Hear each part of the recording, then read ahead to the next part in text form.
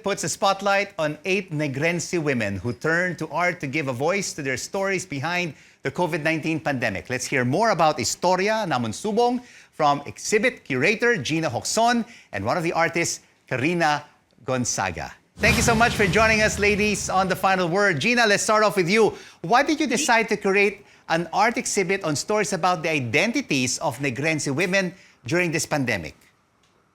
Well, Rico, it's precisely because we are in this historic era, the pandemic.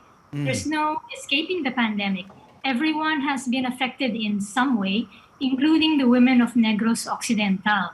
And it's part of the artist's DNA to react and to reflect on what goes on around her.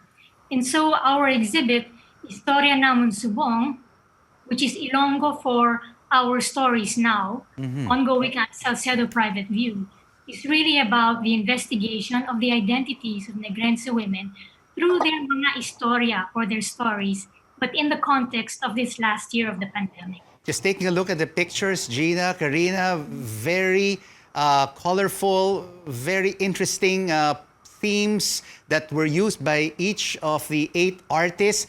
But for you, Karina, you chose flowers. Why did you choose this theme to express yourself and to represent you in this exhibit? Thank you for your question, Rico. And thanks for having us as well.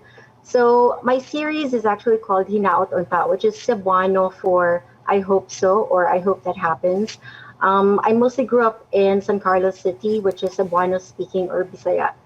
And the reason I chose these flowers as inspiration, well, actually, it was my paternal grandmother's garden that became my inspiration for the concept of this show. But the materials I used, however, were clothes that I realized during the first few weeks of lockdown that I no longer needed. So I decided to give these to a few women. And what was left from those, I used for the project. So the process of cutting them, shredding them, making them into organic shapes and forms became a form of catharsis and a form of therapy as well. And to me, it's also signifying that, now more than ever, hope is very important in the middle of all this uncertainty and, all the insecurity. Very interesting, Gina, the various mediums that were used in this exhibition. What did you discover among the 8 artists on their experiences during this pandemic? Well, the 8 artists are from different generations, hometowns, and family backgrounds.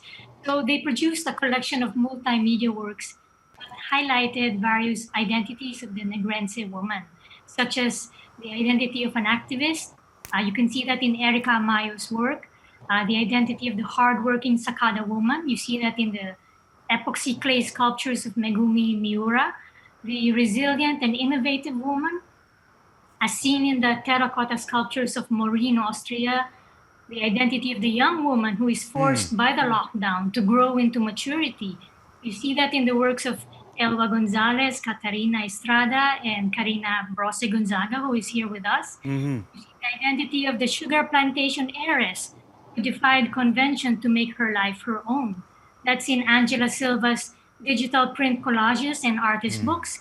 And lastly, you see the identity of the Negrense woman as a pivotal figure in the collective socio-political narratives of Negros Occidental, from the Babaylan of pre-colonial times to the Haciendera of the last century to the current day civic leader helping in the fight against COVID. And you see the identities in Josephine Turalba's Mahjong set and monoprint. Yes, this really basically opens our mind to the culture, the artistry of Negrense women artists. And Karina, of course, apart from being an artist, you're also a co-manager of a gallery in Bacolod. When a collector acquires an art piece, they want to be reminded of good things, uplifting themes that will make them smile. They want to connect with the art piece, which inspires them. But in this exhibit, won't a collector think twice? I mean, the past year, the pandemic is one experience they wouldn't want to remember. Yeah, I actually agree with you, Rico. People want to look at beautiful things, and especially, people want to put beautiful things inside their homes, in their abodes, especially now at times. But I also believe that art is more than just decorative. It has also other functions, such as documenting our times. As what Gina said earlier, that artists are very reflective of what's going on around us. And as she also enumerated with the different artists and their work, although we are going through a very unique time right now, everybody is in fact experiencing something collectively on a global level. And hopefully this will happen in just once in a century or even less than that.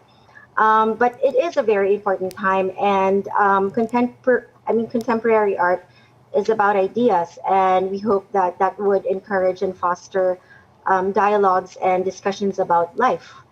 And as what we're seeing with what's happening around the world today, there are some portions that are doing better, and then there are some who are going into far worse situations. But however, the exhibition isn't primarily about the pandemic per se, but each of these Negrense women's reactions to what has been going on and what they see and what they experienced and how they identify with that as well. Gina Jocson and Karina Gonzaga, thank you so much for joining us on The Final Word.